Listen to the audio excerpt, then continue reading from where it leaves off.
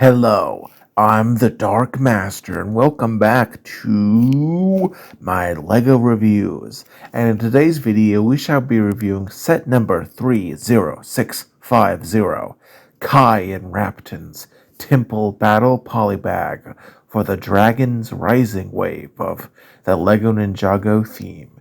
It comes with 47 pieces and 2 minifigures. As always, let us start with those figures.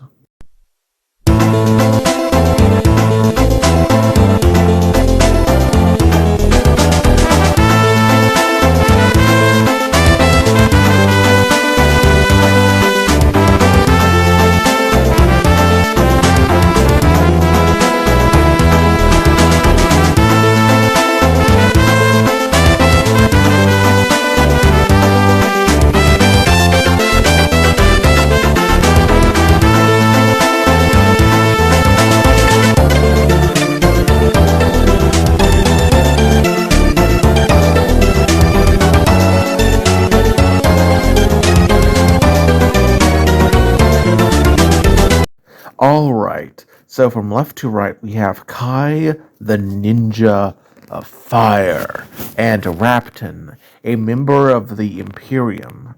As always, let us start with the hero of the set, that being Kai. Starting from the top, and already we see something new. The top half of the mask is a new ninja hood piece, molded in standard red. Honestly, a rather neat new piece, with some genuinely astounding molding that emulates the shaping seen in fabric. Overall, an amazing piece, and I can't wait to see it in more colors in the future. Going down from the hood, we see Kai's face, and we see that it is two-sided. The first bears a pair of injuries with a bandage on his right eyebrow and a scar on his left one. He has a confident smirk. Overall, it's nothing particularly new for Kai, as we've seen it in a bunch of previous minifigures, and sadly, with the full gear on, it can be impossible to view this as the happy face, and it's just angry, but the second face is completely new. It bears a mask bearing fire energy levied over it. It looks a bit weird, but once you put on the armor, it looks like he's really embracing his fire energy. And honestly, it's just neat to see them doing something new with Kai's face print, as that is not really often seen, and it just feeds into his element of fire. Moving down from that, we see the second part of the mask is molded into this armor piece, and unlike the top half, I must admit that this is not really as good. It is just far too much of a bulky piece, which admittedly does have some neat molding details that emulate cloth, though being in a single color means what are supposed to be metal parts don't stick out as much. It also has the ability to hold two katanas. It's overall a somewhat flawed piece, especially for the ninja, who are not supposed to be super bulky, but I guess it's also somewhat decent, and I hope that it will return in more colors in the future, if only in order to increase customizability. Going down and removing the armor to get a better look, we can see the torso printing, and honestly, it's pretty good, bearing an outer robe colored red with darker red towards the bottom, and a gold fire symbol next to that. There beneath that is a gray underrobe. Again, it's honestly a pretty good torso printing. Nothing spectacular for Kai, but it's perfectly serviceable, and I think it looks pretty good. So Kai's arms are a standard red and his hands are a darker maroon in terms of coloration. Overall, it's a perfectly utilitarian set of arms, and going to the back and removing the armor so we can look, we get a admittedly less detailed back printing that still looks pretty sick. I mean, it's a dragon faced in gold set over a flame pattern, which just sounds badass. It's pretty cool, and it's quite a shame you don't normally see it due to the armor. Going down to his legs, we see that they are molded in red and have maroon wrappings set upon them. Overall, it's perfectly fine printing, nothing that you haven't seen before if you've gotten Kai minifigures. In terms of weaponry, Kai wields two golden katanas. Nothing new, but perfectly utilitarian. Overall, a good figure that has enough new to stand out, while also maintaining enough of the old to still feel like Kai. Maybe this specific armor is a bit weaker, but still, I think it's pretty neat. Now let's go to the villain of the set, Rapton. Starting from the top, we see he has a sort of old person hairpiece in white. Interestingly, we've seen this piece before in light gray, used by Crux, one of the Time Twins. For this reason, when the sets were prematurely released with some blurry images, people thought that this guy was going to be Crux, but no, he just has the same hairpiece, and it's honestly fine. Not my favorite, but still a distinct silhouette. Going down from that, we see this old guy is really wrinkly, he's very aged, and has a Cyclops style visor that honestly looks pretty neat. And the head, much like that of Kai, is double sided. The first is perfectly stoic, while the other depicts him with an enraged snarl, as we see that his entire lower jaws have had their set of teeth replaced with golden fangs. Honestly, pretty scary for an old guy. And from there, we see he has this pretty cool armor set with which are these sort of antagonistic black armor that is simultaneously sleek and futuristic. It also seems like legitimate armor that could actually withstand some forms of attacks. Hopefully we'll see more of it in the future in yet more colors aside from black.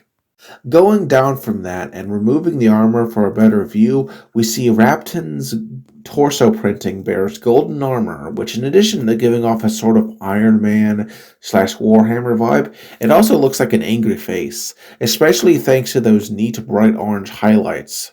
And going to their arms, they are golden with black hands. Perfectly fine and nothing special. Again, just perfectly utilitarian arms. Going to the back, it's a generally more simplistic design, but since it's usually not seen thanks to the armor, it's not that much of a weakness, and it still looks fine for what it's meant to be. Sort of back armor, and definitely feels like a continuation of the front. Going down to the legs, they are molded in black and bear some golden armor, as well as a decent belt and some dark gray knee pads. It's nothing particularly astounding, perfectly fine for what it is. Then again, you're probably not really looking at it all that much. In terms of weaponry, Rapton also wields a katana, but this time it's molded in translucent orange. While not a new piece, this is a neat color to get it in, which elevates it beyond the basic katana. It really makes it look futuristic. Overall, Rapton is a well-designed villain leader, and while perhaps not the deepest character, it's pretty cool, and it definitely has more nuance to it than you normally would expect. Now, however, let us go to the pieces of the set. So there are quite a number of pieces here that are all fairly interesting. You get some green pieces, both cylinders and leaves used for greenery, some nice light gray column pieces, some decent amount of slopes and plates, but the best one must be this golden frog piece, which I just think is adorable for some reason and gives the build some charm. But speaking of that, let us go to the build itself. How is that? How is it well made? Alright, so in terms of the build, we have this little shrine here, which, it just so we're clear, has no lore or significance to it. Despite this, it's still pretty solid build-wise, as it's set upon a dark tan hemicircle base piece with a little astromech droid head used as a holder containing a golden sai.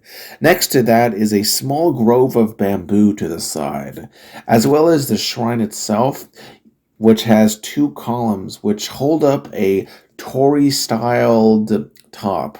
The neat part usage conveys a sort of Shinto-esque Japanese sense of architecture. On either side, you have these translucent red lanterns that can be angled slightly, thus increasing playability. On top of this shrine, it has that adorable golden frog set upon a golden jumper plate and gives a neat aesthetic to it. Overall, it's not going to win any awards anytime soon, but it's a neat little shrine. Perfectly solid build wise, and it has enough charm, especially thanks to all the little details that add up to a sort of Japanese aesthetic. But now, let us go on to my final thoughts of the set, the positives, negatives, and the rest. In terms of positives, for a polybag, this is amazing. It comes with not one but two minifigures, which is just an unhinged level of value. And the build, while perhaps not the most notable, is a fun little extra with some good pieces that will be useful for mocking. And being a polybag, it's rather cheap, so you really aren't losing much when you get it. In terms of weak parts, I have to admit, I'm not particularly the biggest fan of Kai's armor piece. I mean, it's fine enough and it works well with the top half of his hood, but it's just not really all that neat. Anyway, I think this set, despite that one weakness, is well worth a buy, as it's pretty cheap and you get two figures for it. Anyway, I'm the Dark Master, and if you liked this video, liked it, but if you loved it, consider subscribing, and I will be making more videos like this in the future as I have several sets to review, and I also have quite a backlog if you're interested. Take care and have a wonderful day.